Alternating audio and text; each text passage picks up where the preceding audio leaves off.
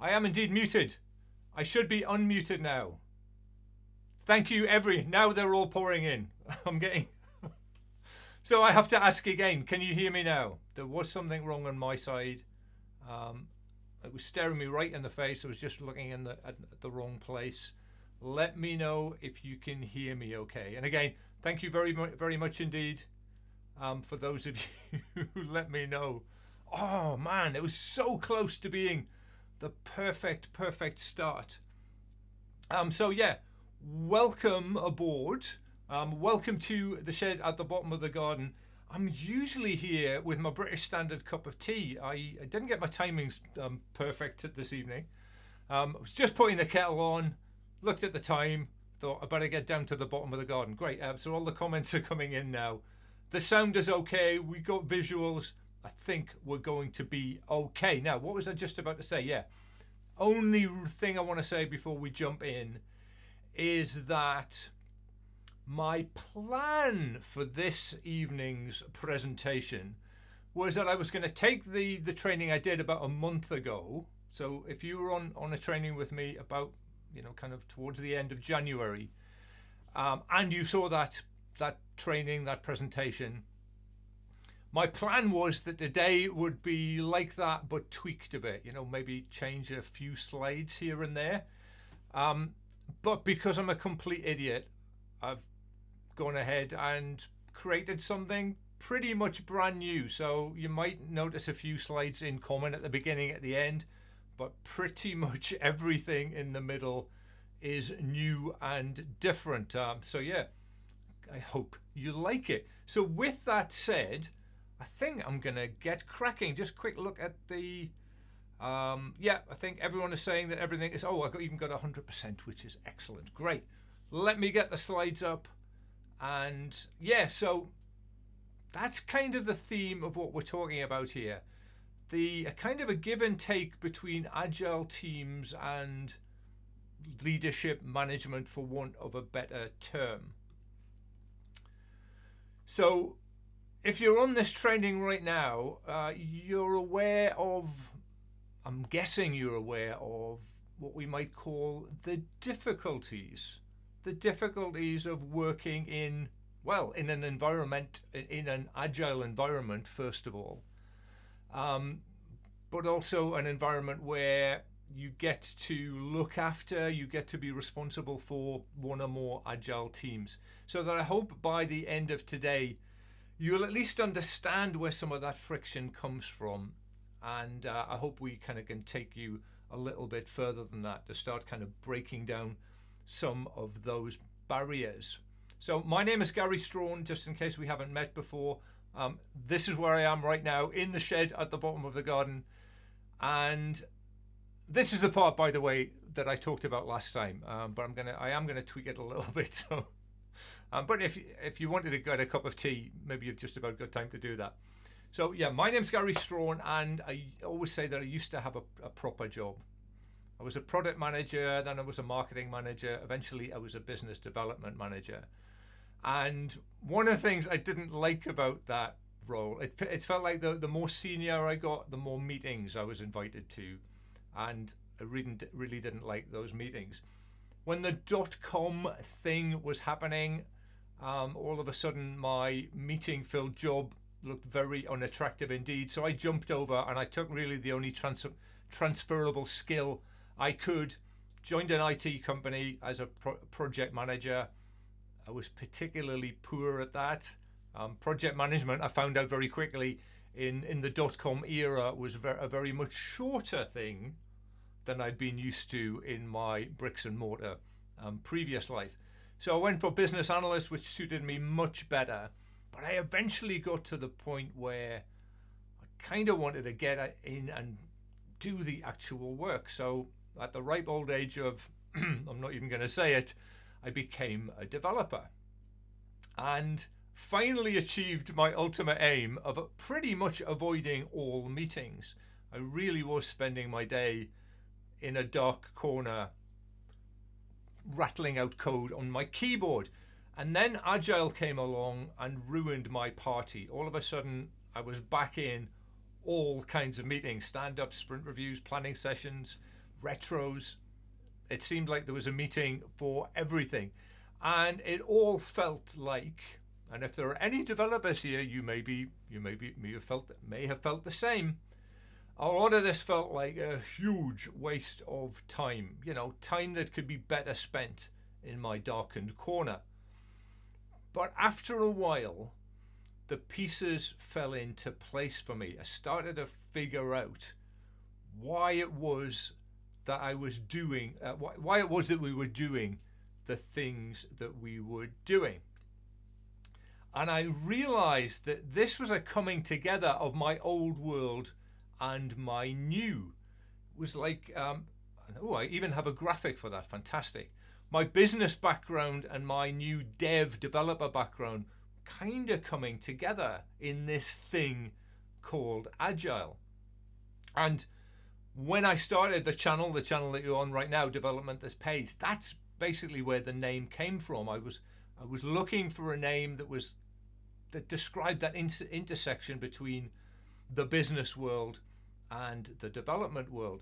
And between you and I, this was before I really knew anything about Agile.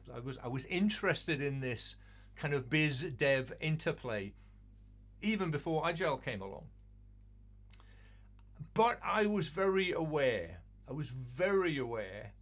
that there was a gap between what Agile promised and the reality. The more I understood it, the more I understood what it should be able to deliver. And then I went into the office in the morning and I saw us going to our meetings and trying to do this Agile stuff. Didn't really seem to be working as well as would have been expected. And part of the thing that I saw pretty early on was this tension, let's call it that, between the Agile team and the management, the leaders, the people whose responsibility it was to achieve those business results. So that's kind of what we're going to be talking about today. So this is for you. If you are here and watching this now, this is definitely for you if you are in an Agile team. But it really especially is for you if you sit here, if you sit above a team, one team or several teams. If you're in a leadership position or management position where you are responsible for teams that get work done in an Agile way, you are absolutely in the right spot. And I'm really interested to know who we actually have here. And with a little bit of luck, I'll be able to find the right button to, let's have a look. How do we do this? I'm sure there's a button here. Oh, I think there is. Start a poll, it says. Excellent.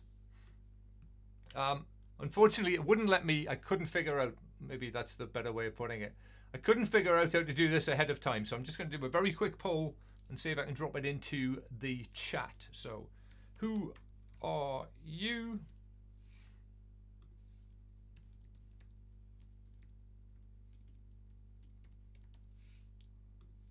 Agile team member. And I guess we should have an other. Let's do an other.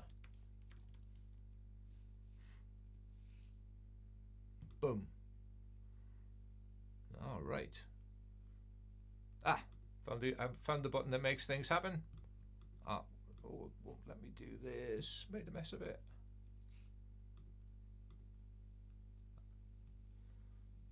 Oh man, typing under pressure. I was never good at that. Okay, now I've done it. So you should now be able to see a 3-option poll in the chat. Oh, excellent, excellent. Okay, I'm seeing. Actually, I'm just going to leave that. I'm going to let that percolate just for a minute.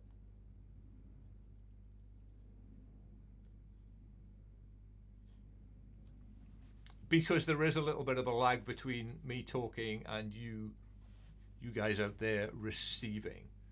So yeah, how is it looking? How is it looking? Oh, can you? Is this one? See, I've never done that before. I'm not sure how it works. Do I have to? I think what happens is I click end poll and it displays the result. I'm hoping it does that. I hope it doesn't just disappear. So, excellent. Oh, that is excellent news. So, hope you can see it. If you can't see it, I don't know if I can share that, can I? That would be so cool if I could. So 70% the person at the top here, management or leader. 70% of you here right now classify yourself as that, which is beyond awesome. If it had been the other way around, 20% here, I think I might have been in a little bit of trouble. And we have 20% in as other, and 8% as as a member of a team. So fantastic. It seems like the right people found their way here this evening. Excellent. So let's move on. Yeah, a quick word. If that's who it is for, this is who it's not for. There's no quick fixes here tonight.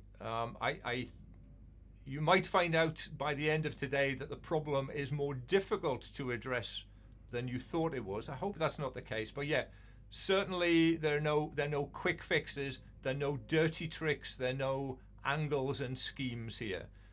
This is all about kind of illuminating the problem and hopefully illuminating some solutions. No tricks, no chicanery.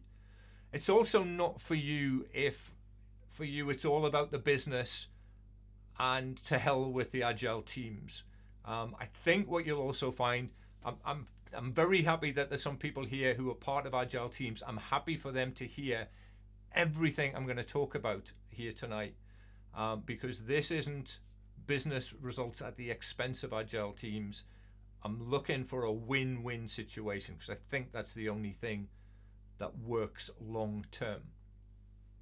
So here's what's coming up. I'm going to talk really briefly about some big mistakes. I'm going to remind us all, in hopefully a little different way than you've seen it before, about why we do Agile. And then section 3 is where all the good stuff lives, where we will be talking, among other things, about what gets measured gets fill in the blank. Now, just before we jump in deep, 3 little things.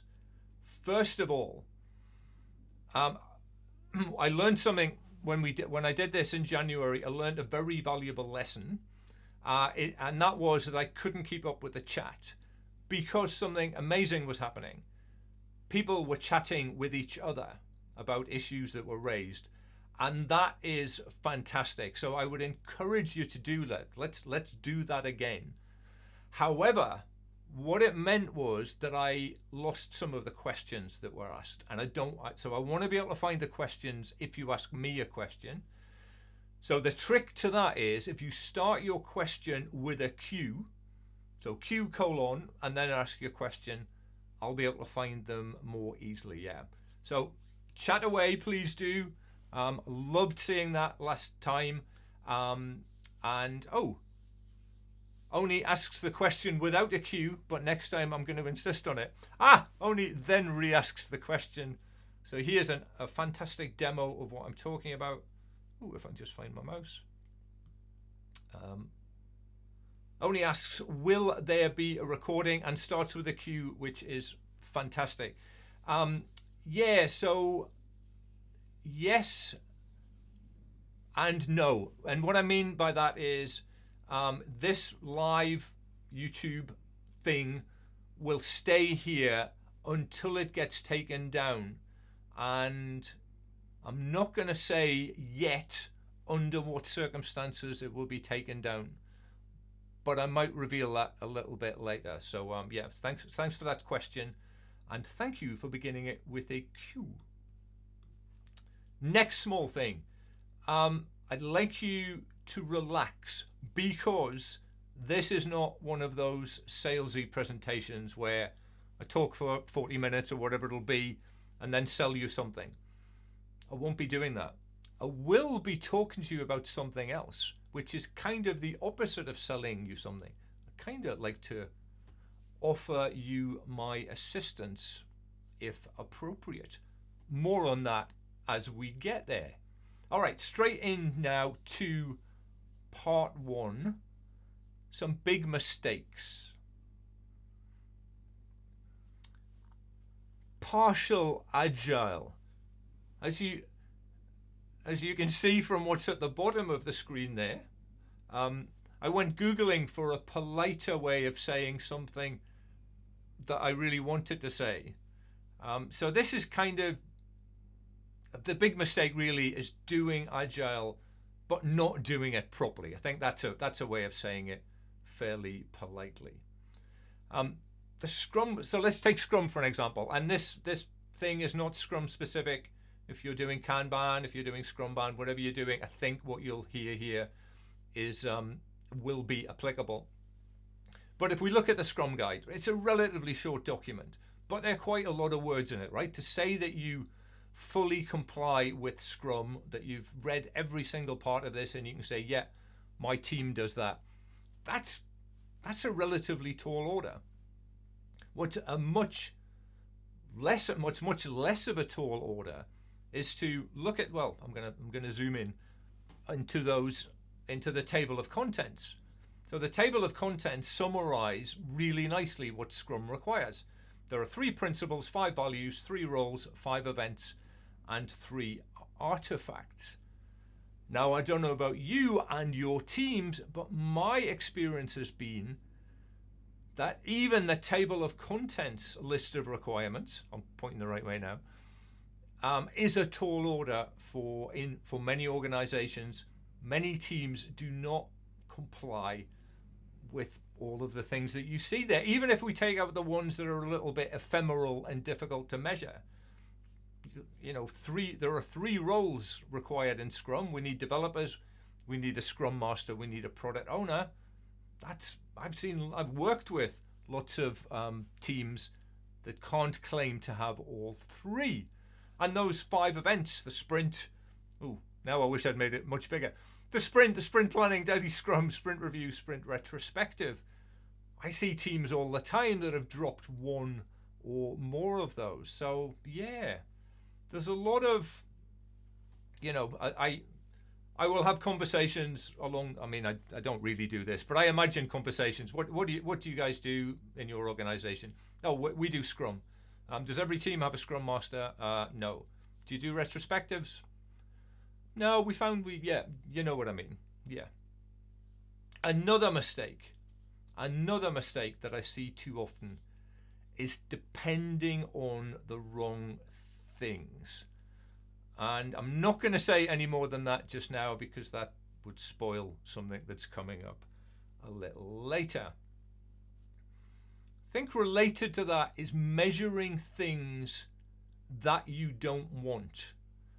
I think another way of putting this might be measuring things that are easy to measure rather than things that would be more useful, less problematic. Again, if that doesn't make any sense, kind of not surprised, but all will be revealed. I will be expanding upon that. So let's get into a little bit of chunky stuff here. Why is it that we do Agile? And just before I love a random departure, so I'm going to do one here with the master, I think, of random departures. I don't know if you recognize this guy. He's not big in the Agile space. Developers, if there are any devs here, might know him. It says it on his shirt here. This is Uncle Bob. Uncle Bob Martin. Cecil might be his middle name. And he is a fabulous presenter. I love watching his talks. And I just went to check today to see if I'd remembered correctly that he does a particular thing. And his particular thing is he will often I think every time I've seen him do a talk. He's easy to find on YouTube. He will start with something kind of scientific, physicsy even. And I'm a physics grad, so I'm a sucker for this. So the one I found, the very first one I went to just to check, he starts off with, how far away is the sun? And then he talks about that for 5 minutes. And then he does something that's genius. It's such genius that I've been watching him for years before I figured out he was actually doing this. He says something like, but that's not what we're supposed to be talking about today. And then he goes on and talks about what he was supposed to be talking about today. And as far as I can recall, he never mentions the thing that he started with. Hell of a strategy. Anyway, I'm going to borrow part of his strategy today. And we're going to start with a tiny, make sure that's in the frame, a tiny bit of science. Don't worry, it's not very deep. So the difference, I don't know if physics at school was one of the things that you did, or even mathematics at a certain level. The difference, the distinction between speed and velocity. And yeah, definitely not talking about the Agile one. I'll come back to talk about that later. But in the pre-Agile world, speed and velocity have very distinct and very well-defined meanings. And what they have in common is we might measure them both, each in miles per hour, kilometers per hour, that they have in common. But where they differ, and this is the technical bit, and don't worry, it'll be over soon, speed is a scalar quantity and velocity is a vector quantity, meaning that, well, here's a demonstration. This guy is going 100 miles an hour in an easterly direction. His speed is 100 miles an hour. Indeed, it would be 100 miles an hour, whatever direction he was going in. But his velocity is 100 miles an hour in an easterly direction, in the direction heading towards east. I only changed that because I thought of wind direction, which is always a bit weird. Anyway, he's heading east. His velocity is 100 miles an hour towards the east. That's the way of putting it. And that direction is important because his velocity to the north at this point is 0. He's not getting any closer to that northerly point. And he will never get any closer to the northerly point while he is going east. He'd just go round and round the world forever and ever.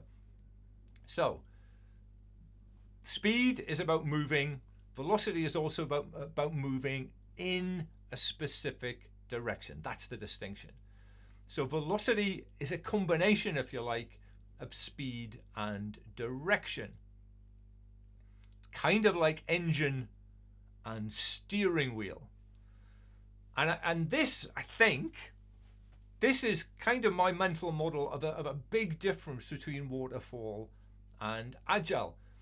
Waterfall, when we work in a waterfall way, after the initial stage of doing our research and figuring out where we're going, well, at that point we know exactly where we're going. That's the whole thing about waterfall. We take a long time figuring out where to go, but then we go in that direction until the job is finished. And it's when you know where you want to go, a pretty efficient way of doing it is to build a train track. So take a train. So waterfall for me is like a train line, heading north or east or whatever, heading whatever direction we've done at kind of 100 miles an hour. It's all about the engine.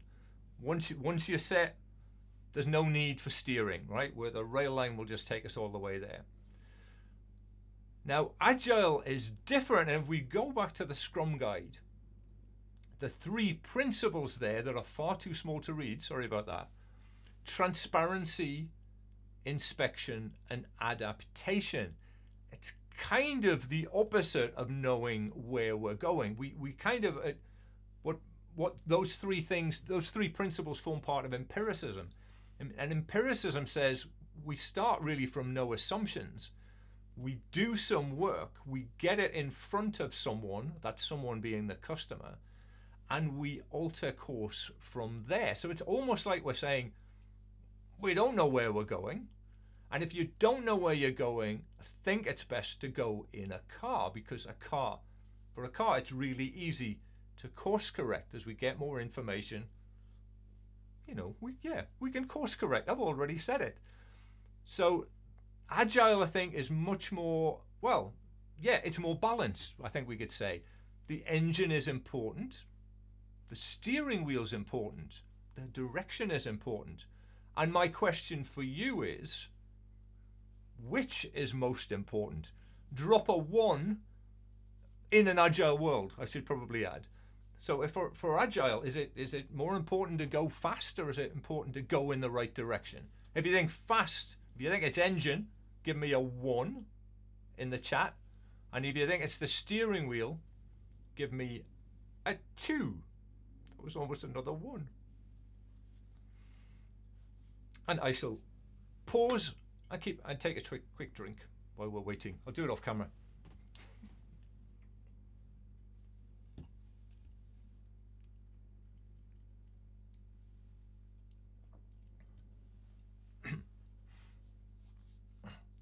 Wow.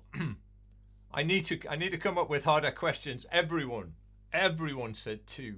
Did no one say 1 just to wind me up? Okay, great, fantastic. As Stephen R. Covey once said, it doesn't really matter how fast you're going if you're heading in the wrong direction. Direction is pretty important. All right. Moving on to the juicy part of what I want to talk to you about today. What gets measured gets... yeah. Done is what people normally say. Distorted is what people often say. And I think the latter is the one that we sometimes, it's sometimes the problem that we get to deal with. I'm going to take another slightly off-piste thing for you and tell you about something that happened to me, it's a few years ago now, that changed things for me quite significantly. I had someone get in touch. He had this role. Oops. Someday I'll remember to point in the right direction. Got in touch with me, wanted to talk about his 2 Agile teams. 2 Agile teams doing very different kinds of work. And his question for me was, can you help us? And I remember immediately saying, really not sure. I'm a little more confident these days, but it was at the time it was not something I'd done, at least not for a team that I wasn't in. So this was kind of a whole new world, something else for me to kind of get my head. Could I really help a team that I wasn't part of? I really wasn't sure. And he said something to me during our conversations that really had a profound impact on me. He said, you have a way of explaining things. And someday he will be on a presentation like this, and I hope if he is, he recognizes who he is, and because I'd like to say thank you, because that kind of changed my life, because I realized that because of the proper job I had before that kind of taught me about product management, and because of that step into the .com world that taught me a little bit about specifying things, the project management side, and then of course I became a developer. I learned how to talk to developers. I learned about the Agile stuff. I learned to talk to Scrum Masters. It's true, I have, by accident, completely by dumb luck, had a career path that has allowed me to talk the language of pretty much everyone in this picture here. And I'm realizing, because I'd lived through it, that there was often a gap between these two factions.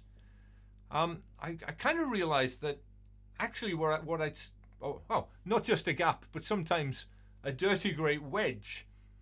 I realized that maybe that kind of biz dev thing that I was talking about before might be part of the solution and might be part of a thing that could bring teams together. And for the last few years, that's what I've been doing, and with quite a bit of success actually. Anyway, back to trains and cars. And I think it's I said before that when you know where you want to go, the best way to do it is to jump on a train and just go straight, full steam ahead, all engine, no steering. But it's not all good news actually, as we shall soon see. A car, of course, can change direction. That's what we said. The steering was really important. Empiricism means we learn new stuff as we go along, and we can adjust course. So the car takes a wibbly wobbly turn, but there's a real advantage in working this way that's maybe not entirely obvious at first sight, and that is every twist and turn is an opportunity to learn. And that compares really favorably, by the way, with the waterfall approach, where the learning happens just when it's too late. Just when it's too late. You've done all the work for the projects I used to work on would take 3-4 years. And it was right at the end, the day we launched, sometimes a month after we launched, we'd find out that we'd screwed it up.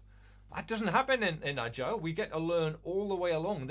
By the time we get right to the end here, the surprises shouldn't be great. The learning also is not just about steering. The learning that happens along the way is about the engine. Because we're playing a game over and over again. We could look at the sprint, for example, if you're doing Scrum. A sprint is a game that we play anew from the beginning to the end every 2 weeks. And because it's a game that we play again and again and again, we can get better at it. So I probably implied before that Agile is all about the steering. I'm really finding it hard to keep it. I need a bigger frame here. So it's not just about the steering. The steering's really important, but you also get the engine benefit. Playing the game over and over is like tuning the engine. We get a chance to tune the engine every sprint. It's powerful, man. It's powerful. So yeah, it's both of those things. Oh, I went a little bit quickly with my slide.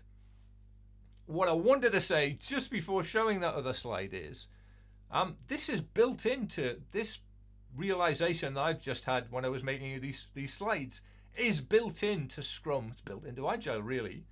The 3 roles that the Scrum guide specifies, Scrum Master, Developers, Product Owner. Well, look, Scrum Master is kind of all about the engine, right? Keeping things rolling, this tuning that we can do sprint after sprint after sprint. Product Owner, kind of the steering wheel, steering the product in the right direction so the product maximizes customer value over time. And if we dive back into the Scrum Guide, and I think this time I remember to make it bigger, and we look at those events again, these things, the engine bit and the steering wheel bit, not left to chance. The sprint review is all about figuring out, did we deliver value? Did we head off in the right direction in our little car? The sprint retrospective is all about the team, how the team worked as a team. And by the way, quick note on the side here, quick side note. I really want to ask you if your teams do all of these, do both of these events, but I'm not going to ask that because I don't want to embarrass anybody. I think the first thing to say is they really should do both of these events. And if you do find yourself in that leadership management position, you should seriously consider, if you're not already, being a part of that sprint review. And another side point is you shouldn't be any part, in my opinion, of the retrospective. The retro is for the team, and I would advise you to leave them to it. But the sprint review is, well, it's open for anyone who has interest, and I think that should be you. So yeah, top tip there, get along to those sprint reviews, and if your teams aren't doing them, might be time to have a word. Here's another difference between our train and our car. A train, or rather waterfall, delivers nothing for the longest time and then delivers it all in a big lump right at the end. Our car, our agile thing, if we set things up right, and we really should do, or we're really not doing agile, we deliver all the way along. We start delivering the word that I'm trying not to say. We start delivering really quite early on in the process, and we deliver more and more and more. The more we learn about the customer, the more we get into things. So, question: what is this a graph of? Is it work? I must apologize to the author of this book. Jeff Sutherland, if you haven't come across him before, is one of the two originators of Scrum. He wrote this book. The book did very well, partly because it's got a really kind of what we now call clickbaity title. He would hate that. I'm sure he hates that. I'm sure he didn't agree to that title, or at least had problems with it, because he knows, I know, Jeff, if you ever find this video, he knows that I know he didn't mean work. It's not about work. What is it about? Quite a lot of you have typed it in, so that's easier to see over there. I'm not even going to attempt to pronounce your name because I'm not very good at names. Value. Loads of people said value. You said it. Others said it too. Fantastic. It is all about value. It's value that we want to deliver over time, and that's such a huge. It's almost you need to see the graph of Waterfall's value over time versus Agile's value over time. It's kind of the greatest selling point of all, but not really what we're here to talk about. But yes, you're right. Everyone's right. It's all about value, which makes it slightly weird that we want value, but there's a danger if we're not careful that we optimize for work. So yeah, Jeff, I'm putting your picture up there. I know you didn't mean work. I know you meant value. And by the way, I do believe that Scrum does allow us to deliver twice the value, at least in half the time. I'm going to put Bob up there because Bob, as I said, not really an agile guy, although I think he'd kind of approve.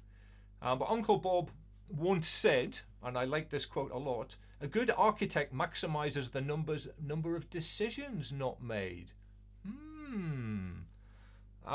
So I like that quote so much. I've done my own version. It is my belief that a good agile team maximizes the amount of work not done. I think work not done is to be celebrated rather than the other way around. So let's talk about my favorite thing. If you've been on a training with me before, especially recently, you'll know that I talk about velocity. So let's compare it. Let's compare the velocity I started talking about when we talked about sciencey stuff with the velocity that's commonly used in Agile. So velocity, we said it can be measured in miles per hour, and it has a component of speed and it has a component of direction. That's what we got before. velocity is story points per sprint. So I think you could say that it has a speed, but it doesn't really have a direction. Miles per hour is, well, if you wanted to measure it, you could take you'd have a motorbike, and you could start your clock, and you could measure a mile, and then you would know, you could calculate the miles per hour, right? Actual miles covered by a real motorbike going a certain speed. Velocity not quite as crisp as that. Story points delivered is not what it is. It is an estimate of story points that are yet to be delivered. Okay, yeah, that's kind of a reach, right? I don't know of any other metric. Certainly I've never come across a metric that is wibbly wobbly as that. One final thing, velocity, the technical one, is absolute. My miles are the same as your miles. My hours are the same hours as yours. If we talk about 60 miles an hour, we pretty much talking about the same thing. Even the direction, we could say, because velocity has that component, where we have to be a little bit careful on direction, especially if we're operating near the North Pole. But yeah, generally we can agree what the direction is. When it comes to velocity in our Agile world, those pesky story points are relative.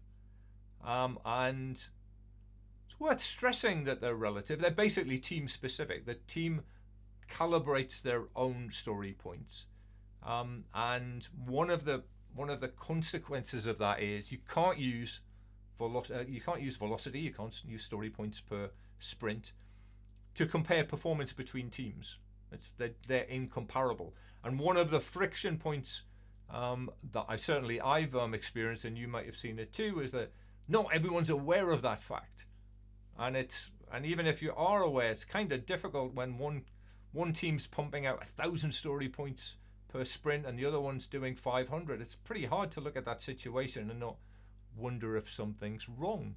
But there might be nothing wrong at all. In fact, that 50 point or that, the low story point team might actually be a higher performing team. You just don't know. So I think my conclusion on velocity for today, because I think I should move on because I've already spent too much time talking about it, is that velocity can be a useful measure for teams, for example, when figuring out how much work they can fit into a sprint. But when it comes to most of the people on this call today, it's mostly dangerous. I'd be careful what decisions you make based on velocity or any number derived from velocity. You have been warned. Here's one that that seems to be kind of a flavor of the month. I'd never heard of it until maybe 18 months ago, and then suddenly it was everywhere. Sprint target completion. Basically, at the end of the sprint, how much of it did you get done that you thought you were going to get done right at the beginning? So let's say in a particular sprint there are 10 items to be done, and by the end of the sprint, six of them have been completed. Fantastic. I mean, it's not really great, but let's say that's whether it's great or not, let's leave that aside. But mathematically speaking, physicist here, that's 60% of the work. 60% was completed. 60% success rate, we could say. But compare that with this picture. So this is 4 out of the 10 were delivered successfully. Now, which was the more successful sprint? Well, clearly, it's this one here. Or is it? I'm going to click one more button to show you, to highlight the gold nuggets, the 2 stories in that sprint that were the game changers. The first sprint neither of them were complete. They're still stuck in no man's land. In the 40% sprint, they both made it through. On that measure, the measure of value, this is more, this one down there. I must practice finger pointing before the next one of these. This one down here is more successful because more value was delivered. Here, this was more successful in terms of work. There's that theme once again. So we shouldn't be using metrics, in my opinion, that encourage us to maximize work. Rather, we should minimize work and really focus on maximizing that value.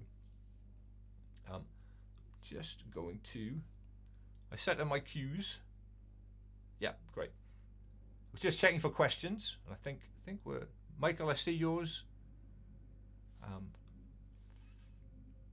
Yes, a reminder, in case you didn't understand it the first time I said it, and I wouldn't be surprised.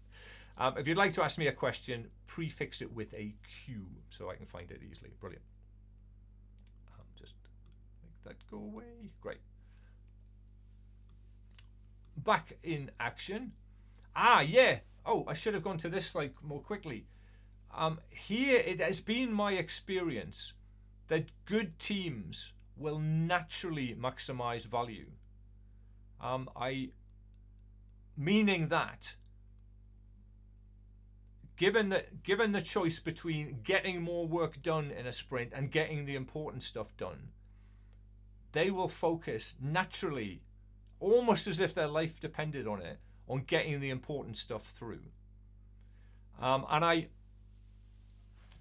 hope I'm not telling too many tales out of school. I worked with a team recently that was really good at doing that, was really good at focusing on the value, but wasn't really good for reasons that I won't get into now. Wasn't very good at getting a high percentage of work across the line. Meaning that their reaction to that was to spend time at the end of every sprint kind of cooking the books to make it look like they'd done more work, busy work we might call it, than they actually had. So yeah, in my opinion, they were doing the right thing and then being kind of penalized for the fact that they'd done the right thing. So yeah, a cautionary tale. When you have teams like that who are very good at doing the right thing, please don't discourage them. Let's talk a little bit about prediction. I'm on record several times by saying that I want the statement, when will it be ready, to be banned. But I'm softening on the issue. Why did I want it banned? Well, okay, let's go right back to the beginning. Agile is about solving difficult problems. If they weren't difficult, we wouldn't be doing Agile. Difficult problems come with a high level of uncertainty. Even a small task can end up taking a bloomin' long time. Ask me how I know. Remember, I was a developer for the best part of a decade. So don't ask me when it will be ready. I don't know. It's unknowable. So, but here's the more old, wise, mellow version of me. When will it be ready? The important word, or the word that makes all the difference in that sentence, is it. What do we mean by it? And I don't know if you've come across this picture before. It's quite a yeah, I think most Agile people will probably have seen this, that we are kind of a hierarchy of stuff, subtasks. We gather together the subtasks to make stories. Stories, we gather them together to make features, and features, we gather those together to make this strange thing, this very Agile specific thing called an epic. And I think this is where that question this is where things change with regard to that question, when would it be ready? If we're talking about a subtask, never ask any task. As I said, there's kind of you might as well treat them, to give it a number if we're going to get technical. The uncertainty is 100%. That's a really good way of looking at that. If you start from that point, you'll never be disappointed. Stories, yeah, I mean, I wouldn't ask that question very often, to be honest. I just wouldn't. Your mileage may vary. But when we get to features, definitely.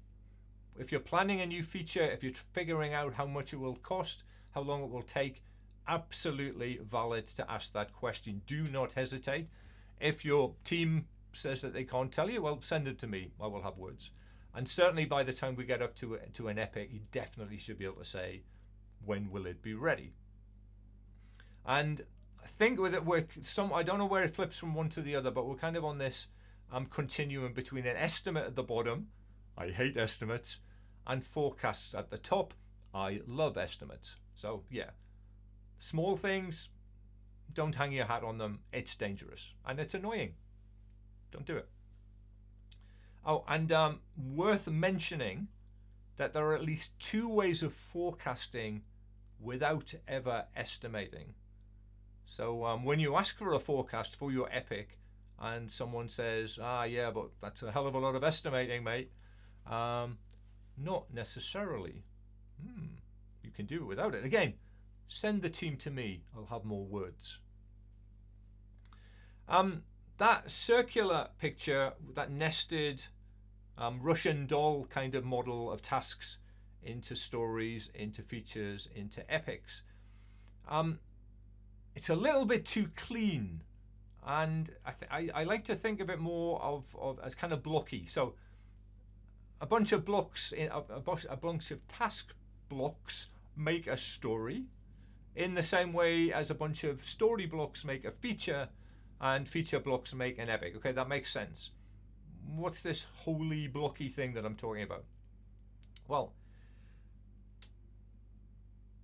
our plan, and this is how we work, right? We might pick up a card for a story, and the team might decide, if it's complex enough, to break that story into a bunch of tasks. So now there are 4 tasks over here, 4 tasks that are planned. But then we get to work, and quite often we find out that some of those tasks that we planned are not necessary, and we always find that there are other tasks that we hadn't even thought of, specifically this yellow one here. So I think that's something to bear in mind when you're thinking about stories, making up features, that we might plan, for example, I don't have a better slide. No, I don't have a better slide. We might plan a particular feature and decide that it has 10. If we get 10 stories together, we'll be able to deliver that feature. But what we might find is we only actually need 8 of them. 2 of them can turn out not to be necessary. We might find out that we only need half of them, but there's also a couple that we've never thought of that we need to slot in. And that's another reason for not getting too hung up on, for example, a particular story, because that story might not make it into the thing that you really care about, which is, for example, the feature or the epic. Probably need some extra slides around that. I will do for next time. Now let's have a look. Okay, great. So thank you for the cue. Maria, I think, asked this. I'm going to see if I can bring this up onto the screen. Yeah, into a place where it's readable, hopefully, so you can see that. Question is, how do you deal with products who are more concerned with tasks done instead of value?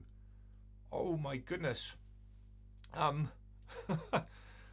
Wow, that maybe I've lived a charmed life, but I can't think of a product owner I've dealt with that would value just the raw number of tasks over the actual value of those individual tasks. That's really sad to me. In preparing these slides, and especially the ones we've just been looking at, what I was really thinking about was people outside the team looking into the team and counting stories or tasks or product backlog items, cards, whatever. And obviously, I mean, it's understandably, not obviously, but understandably saying things like, 20 is good, 15 not as good. But a product owner who doesn't know the difference between number of tasks and actual value delivered, that's quite sad to me. I wonder what others think of that. Yeah. Chime in the chat. Okay. All right, quick recap. I've gone 100 miles an hour. Hope everyone's still awake. Going to recap quickly, and thank goodness for the slide was there, because I was just about to forget to say that after the recap, I'm going to tell you how I might be able to help you. So we talked about the gap between the promise of Agile and the reality of Agile, and also the gap, I think, the danger that a gap is created between the Agile teams and Agile management, Agile leadership. We talked about waterfall and Agile. Waterfall's like a train on a track, and Agile's our car taking that twisting and turning journey. Engines and steering wheels, I talked more than enough about. I hope the message got through. And how those things are not left to chance. Scrum specifically says Scrum Master and Product Owner, all about the engine, all about the steering. And not just there, but also within the, not ceremonies, they're now events, the events of the sprint review and the retrospective. We talked about all of the learning opportunities that we have.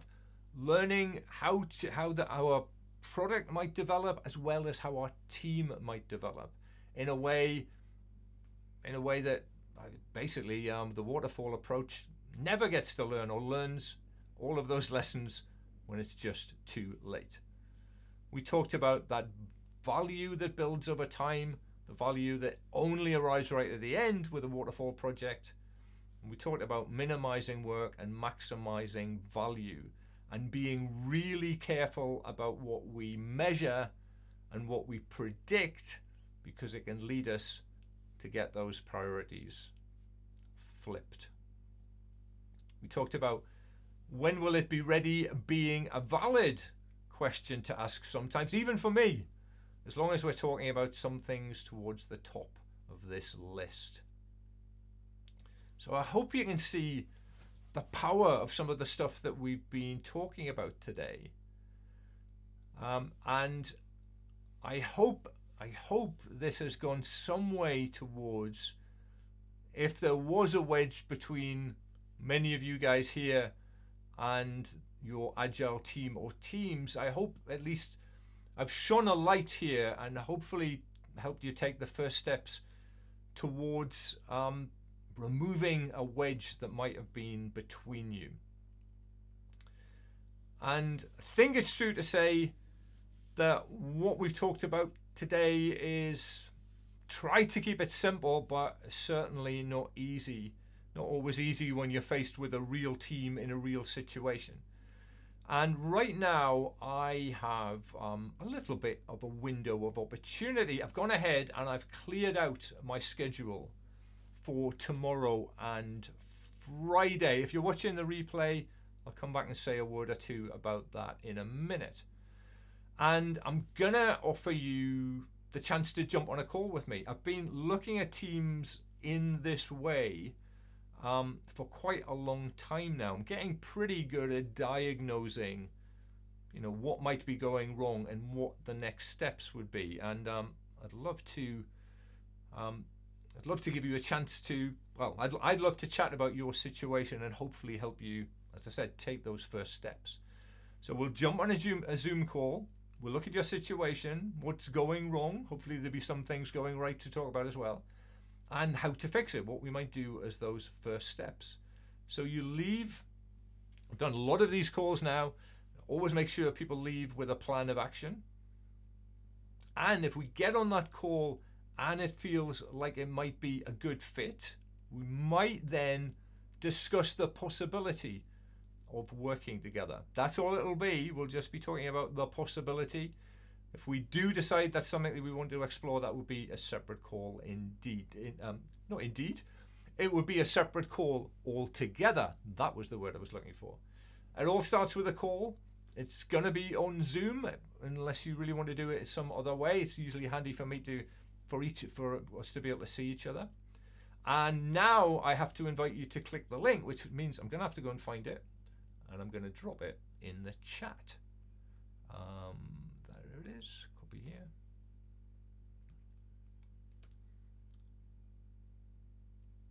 Bring it back over here.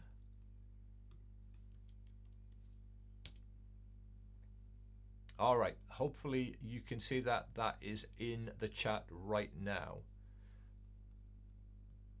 Now, booking a slot is only the first step. Just a second. Yeah. Oh, apparently I've got 3 things to say. Fantastic that these slides are here. I could only think of one. All right, yes, first point, very important. This is not a sales call. My promise to you right here and now is that I will not sell you anything at all, ever. Well, not ever, but on this call. As I said, if it looks like there's some common ground, if it looks like it might be useful for us to work together, we'll arrange a separate call to talk about that. This first call is all about you and how I can be helpful to you. That's the first thing.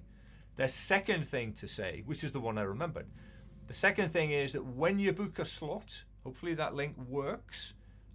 When you book a slot, that's the first step, and the second step is to complete the form. The form is just a few questions, the entire purpose of which is helping me to understand your situation before you jump on the call, so that our time together is spent most valuably. So, yes. So yeah, book your slot and then complete that form. Now, if you're watching the replay, first of all, I'll make sure to remember, says he, grabbing a post-it, to put the link in the description. So you'll find the link below this video. If this video is still live, if it's still published on YouTube, then it should be that I still have slots available. So even if you're watching this into next week, anyway, whenever you're watching it, if the video is still there, it means I'm still open to taking calls. What I will do is hide this video, make it private, I think is YouTube's nomenclature. I'll make it go away. So if I don't have availability for the calls, you shouldn't have found this video in the first place. So that's how I hope it will work. So yeah, if this is the kind of stuff you're interested in, some of the things we've touched on, the kinds of things you're battling with your Agile teams, then this call could be important. So yeah, go ahead, grab your slot and complete that form. And oh yeah, this is where I have to get a little bit hard-nosed about it. If the form isn't complete, I will have to cancel the call. So yeah, 2 things to do. Need to do both of them. Book the slot and grab and fill out that form. It's not onerous. It's real basic stuff. Should only take you a couple of minutes. So yeah, grab that. Thanks to everyone who's saying thank you in the comments. Thank you very much for coming. How long did that take? Oh, we almost did it in an hour. I was hoping to get you in and out here in an hour. Those of you who are still here, can you help me make the next one better? If you wouldn't mind, let me know in the chat any of the above. Which bit you liked the best about what I talked about today? I suppose you could tell me anything you hated and anything you wished I talked about. So good, bad, and longed for. Oh, is there there's a retro like that? Liked, loathed, longed for. Ah, I think I haven't invented it, but I just stumbled across it accidentally. So yeah, liked, anything you liked, anything you loathed, hated, and anything you wish I'd talked about. Because this is the first outing of this particular presentation. I hope if you've been to my things before, I hope you saw that it was very new. And yeah, I'm all about the learning as well. You know, I drive my car, I present, I adjust with that steering wheel and drive again. So yeah, the next version of this could be better, and I hope it will be with your help.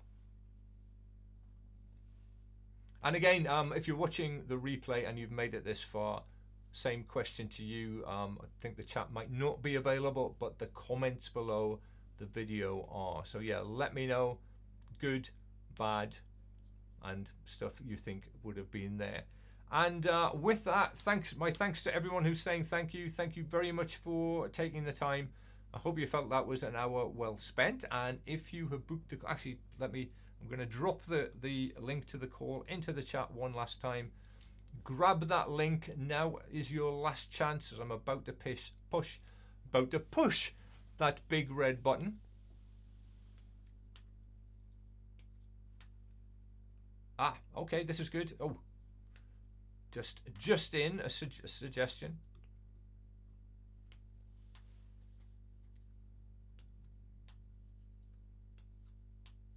Ah, yeah. So Rasmus says, thank you for your question. To make it easier to know when you're live, it would be beneficial if a day before you drop the 30-second video. Yes, that's not a bad idea actually. I did send out email. If you're on my email list, you should have received a reminder in the run up to this. And I'm glad to get that feedback. So I'm not exactly sure what YouTube does in terms of promoting, letting people know when people go live. So yeah, that's good feedback. Thank you for that.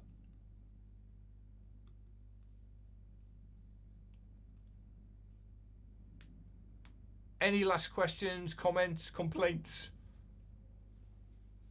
Drop them in. I'll just wait for a second and then we will call this done.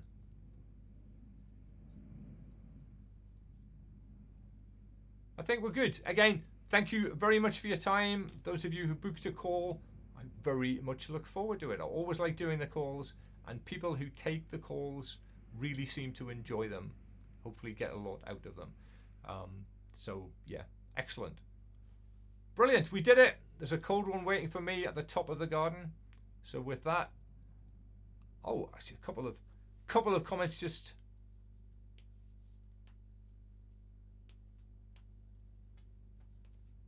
Oh, Mark, I saw your comment. Thank you very much for that. And Amanda says thanks. Excellent. We are out of here. I am indeed gonna push that big red button. Many thanks for being here. Really enjoyed it. See you next time.